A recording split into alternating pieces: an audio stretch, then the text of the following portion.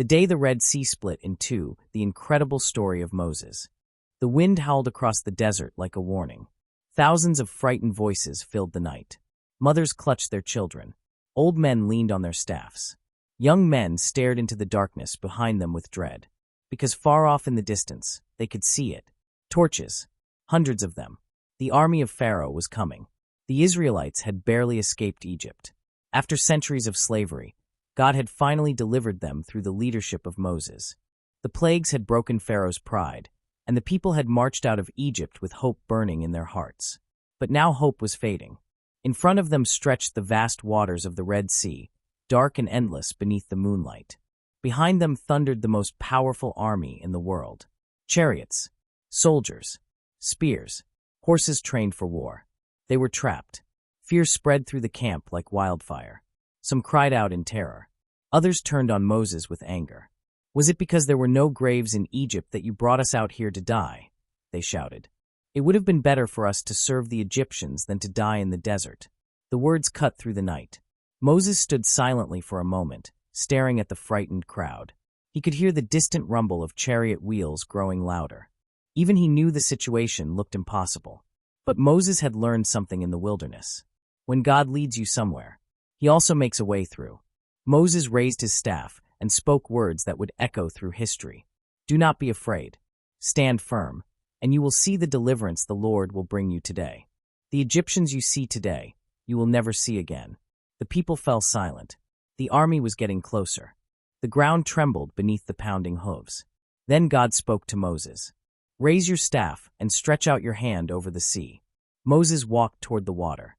The wind suddenly began to rise. At first it was a whisper across the waves.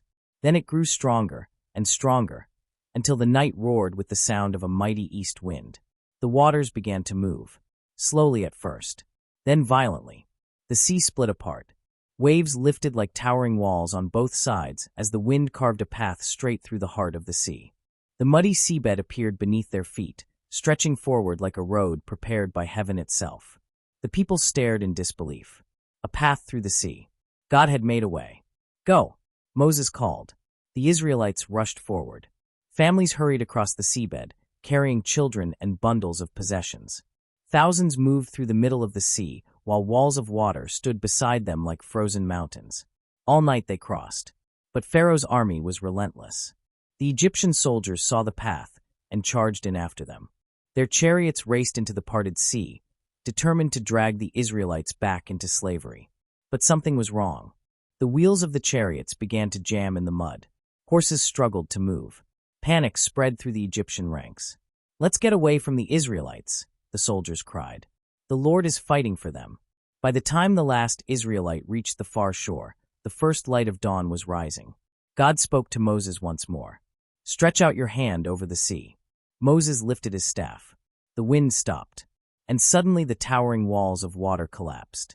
The sea crashed back into its place with overwhelming force. Waves swallowed the chariots, the horses, and the army of Pharaoh.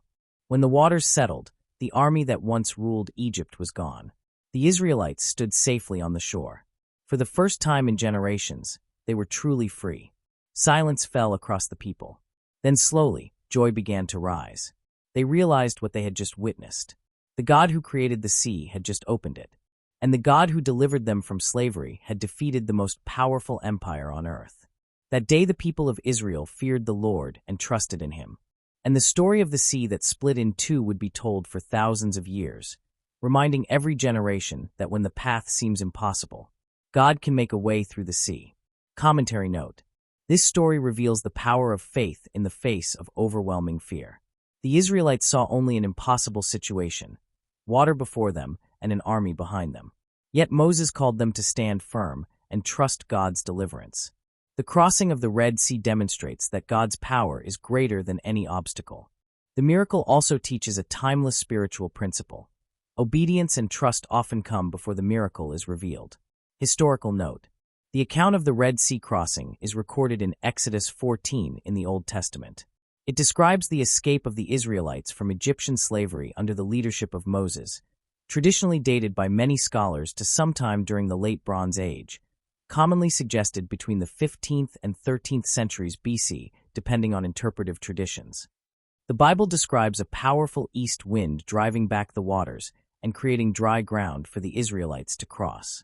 The event became one of the central defining moments in Israel's history and is referenced many times throughout the Bible as a symbol of God's deliverance and power.